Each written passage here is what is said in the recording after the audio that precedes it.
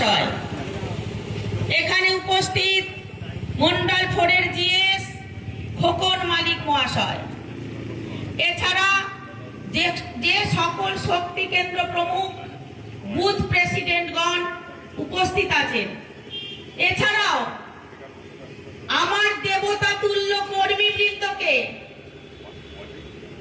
এবং মশাই মোড় সংলগ্ন যেসব দোকানদারগণ আছেন, আমার দাদারা, তাদেরকে মশাই মোড়ের যেসব বাসিন্দা আছেন, আমার গলা যতদূর পর্যন্ত পৌঁছাচ্ছে সকলকে ভারতীয় জনতা পার্টির পক্ষ থেকে গৈরিক অভিনন্দন। আমি এখানে বক্তব্য রাখতে এসেছি মানে আপনাদের শুধু দু একটা কথা মনে করিয়ে দিতে এসেছি। এখন সোশ্যাল মিডিয়ার যুগ, মোবাইল খুললেই কি দেখতে পাই? শুধু দুর্নীতি দুর্নীতি দুর্নীতি দুর্নীতি ছেয়ে গেছে এই সমাজ। সোশ্যাল মিডিয়াতে আপনারাও দেখতে পান, আমরাও দেখতে পাই। শুধু সেই দু একটা কথা আপনাদের মনে করিয়ে দিতে এসেছি বন্ধু।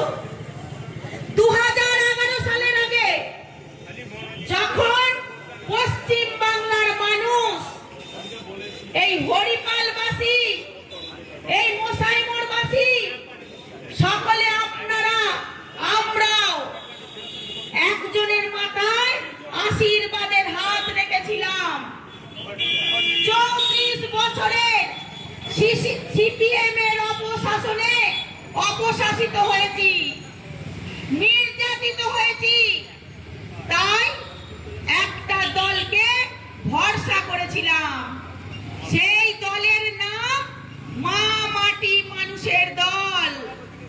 সেই মুখ্যমন্ত্রী ওই চেয়ারে বসার আগে যুব সমাজকে ভুরি ভুরি প্রতিশ্রুতি দিয়েছিলেন, শিল্প আসবে পশ্চিম বাংলায়, শিল্প আনবেন, চাকরি দেবেন, অন্য সংস্থান করবেন, ডবল ডবল চাকরি হবে। আমার বেকার যুবক ভাইয়েরা কত অসহায়, তাদেরকে প্রলোভন দেখিয়ে ওই চেয়ারটায় উনি বসেছিলেন উঠে। ওই চেয়ারটায় বসার পর সব ফল পাল্টে গেল। মিথ্যেবাদী মুখ্যমন্ত্রী আমাদের, অযোগ্য মুখ্যমন্ত্রী আমাদের। বলতে লজ্জা করে একজন মহিলা, এই পশ্চিম বাংলার মুখ্যমন্ত্রী, একটা মহিলা হয়ে বলতে লজ্জা লাগে। উনি 2011 সালের আগে যদি কোথাও একটা ধর্ষণ হতো তাহলে তিনি রাস্তায় নেমে প্রতিবাদ করতেন, ধর্ষককে শাস্তির জন্য দাবি করতেন। কিন্তু বন্ধু, ওই চেয়ারে বসার পর পুরো ভোল পাল্টে গেল। পশ্চিম বাংলার কোনায় কোনায় 8 থেকে 80 মহিলারা ধর্ষণ হয়েছে, খুন করা হয়েছে। মায়ের বয়সী মহিলাকে ধর্ষণ করে খুন করা হয়েছে। আপনারা বলুন তো, কটা ধর্ষক শাস্তি পেয়েছে? কটা ধর্ষককে ফাঁসির দড়িতে লটকানো হয়েছে? হয়নি বন্ধু, একটাও। কেন জানেন? কেঁচো খুঁড়তে গেলে কে উঠে বেরিয়ে পড়বে। লাস্টে দেখবেন এই ধর্ষককে খুঁজতে গিয়ে দেখা যাবে আমাদের দিদিমণির দুষ্টু মিষ্টু ভাই কিংবা ভাইপোরা।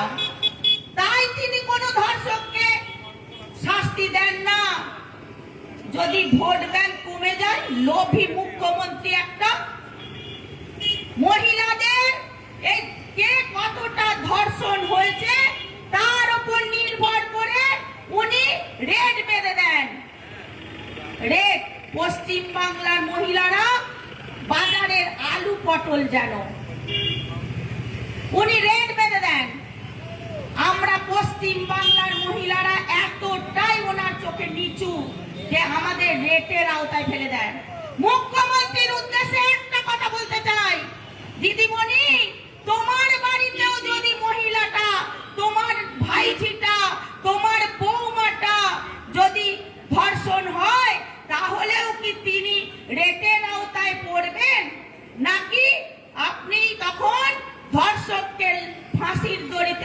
যাবেন, তখন আপনার আসল রূপটা বেরিয়ে যাবে। তাহলে আপনার বাড়ির মহিলাটার সঙ্গে আমাদের কত পার্থক্য।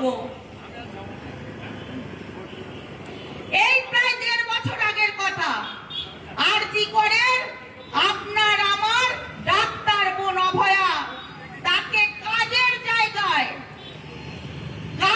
জায়গায় ধর্ষণ করে খুন করা হয়েছে। 2 দিন ব্যাপী পুলিশকে দাঁড় করিয়ে ভাইদের দিয়ে ভাইপোদের দিয়ে সব প্রমাণ লোপাট করে দিয়েছে। নিজের জায়গাতেই আমরা মেয়েরা নিরাপত্তাহীন হয়ে থাকি, নিজের কাজের জায়গায় তাকে ধর্ষণ করে খুন করা হয়েছে।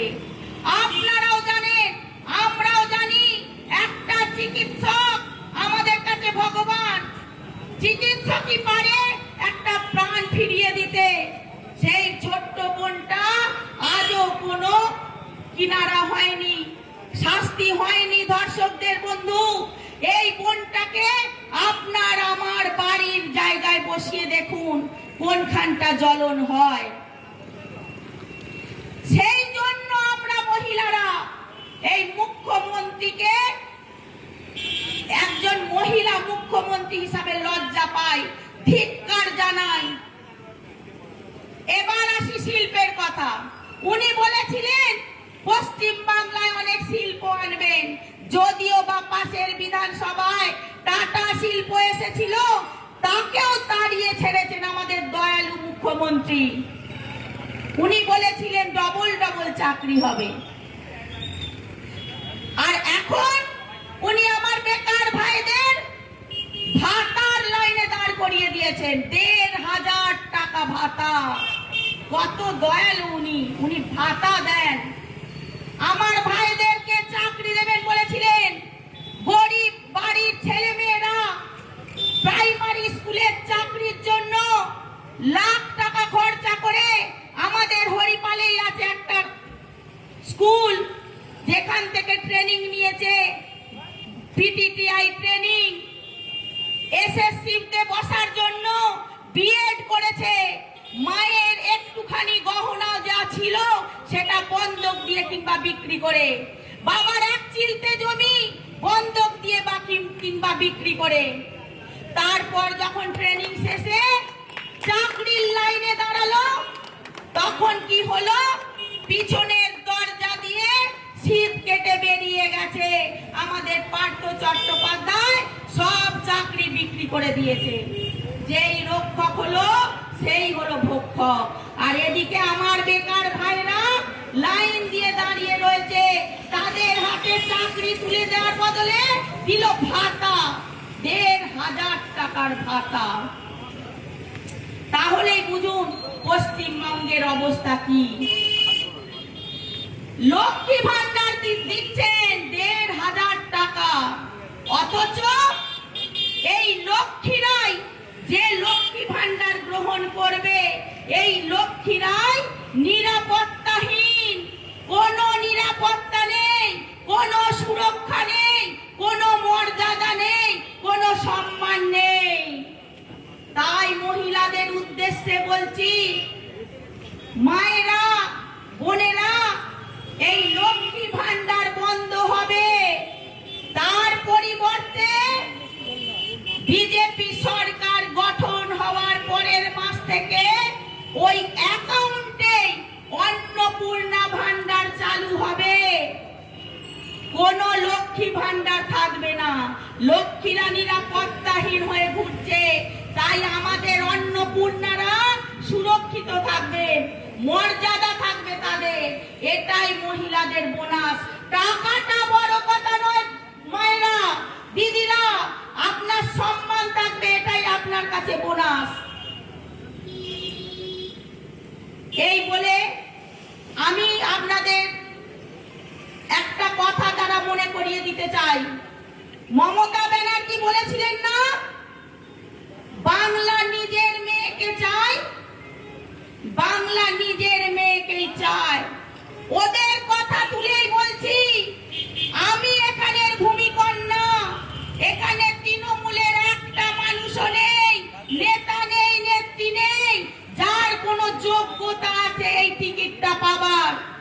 তাহলে বাইরে থেকে এসেছে, এখানে রাজত্ব করছে 15 বছর। পশ্চিমবঙ্গের গরিব মানুষ, এই হরিপালের গরিব মানুষ যেখানে ছিল 15 বছর আগে, এখনো সেই জায়গাতেই রয়ে গেছে। অতএব আমিও চাইবো, আমার হরিপালবাসী কাকে চায়, নিজের মেয়েকে নাকি ধার করা কোনো ক্যান্ডিডেটকে? আমি খুব সাধারণ বন্ধু, আমি খুব সাধারণ, আমি অসাধারণ হতে চাই না। আমি আপনাদের মতো সাধারণের সাথে মিশে যেতে চাই, কিন্তু আপনারা যদি আমার পাশে থাকেন, আমাকে আশীর্বাদ করেন, তাহলে আমার কাজ হবে অসাধারণ। একটা এমএলএ এর কতটা ক্ষমতা আমি এখন জানি না বন্ধু, কিন্তু আমাদের ডবল ইঞ্জিন সরকার হবে, কেন্দ্রেও বিজেপি, রাজ্যেও বিজেপি। আমাদের কেন্দ্র থেকে নরেন্দ্র মোদীজি বহু প্রকল্প এখানে পাঠাতে চেয়েছিলেন, কিন্তু আমাদের দয়ালু মুখ্যমন্ত্রী সেই সব প্রকল্প আমাদের পশ্চিম বাংলার মানুষকে পেতে দেননি, প্রকল্পগুলো লাগু হতে দেননি। আমাদের ডবল ইঞ্জিন সরকার হবে, মোদীজি দিল্লিতে বসে প্রকল্পগুলো পশ্চিম বাংলায় পাঠাবেন, আর আমরা দুহাত ভরে সেগুলো গ্রহণ করব আর হরিপালবাসীর মধ্যে ছড়িয়ে দেব। এই দয়ালু বলতে মনে পড়ে গেল, আমাদের মুখ্যমন্ত্রী খুব দয়ালু। উনি বলেন উনি নাকি খুব উন্নয়ন উন্নয়ন উন্নয়ন করেছেন। আমিও স্বীকার করি দাদা, আমাদের মুখ্যমন্ত্রী অনেক উন্নয়ন করেছেন। কি উন্নয়ন জানেন? আজকে যেসব তৃণমূলী দাদারা ভাইরা আছেন, তাদের মুষ্টিমেয় কয়েকজন আগে বিড়ি খেতেন, একটা বিড়িকে 3 বার নেভাতেন আর জ্বালিয়ে খেতেন, আর এখন বন্ধু 5 খায়। এত উন্নয়ন!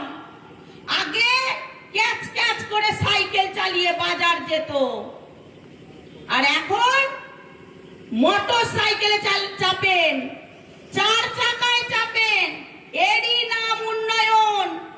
কিন্তু এখন আর তাদের কোনো ছাড় নেই। আমাদের হরিপালবাসী এত বোকা নয়, কোনো কিছু মেনে নেবে না। অনেক বোকা বানিয়েছে আমাদের হরিপালবাসীকে। 26-এ নির্বাচন, আপনাদের রায়ের ওপর নির্ভর করছে হরিপালে কি হবে। আমি আপনাদের কাছে অনুরোধ করছি, একবার আমাকে সুযোগ দিন, আমি কাজ করে দেখিয়ে যেতে চাই। আপনারা গর্ব করে বলবেন আমাদের হরিপালের প্রার্থী ভূমিকন্যা কাজ করে দেখিয়ে দিয়েছে। ওরা টিএমসি মধুমিতা ঘোষকে ভয় পেয়েছে, ভারতীয় জনতা পার্টিকে ভয় পেয়েছে। তাই বন্ধু, এই মধুমিতা ঘোষের সাথে সাথে বাইরে থেকে ভাড়া করে টাকা দিয়ে, কেন টাকা দেবে না, চুরি করা অনেক টাকা আছে, টাকা দিয়ে আরো 2টো মধুমিতা ঘোষকে হরিপালে ঢুকিয়ে দিয়েছে। তা সেখানেও আপনাদের বোকা বানিয়েছে। কিভাবে বোকা বানাচ্ছে?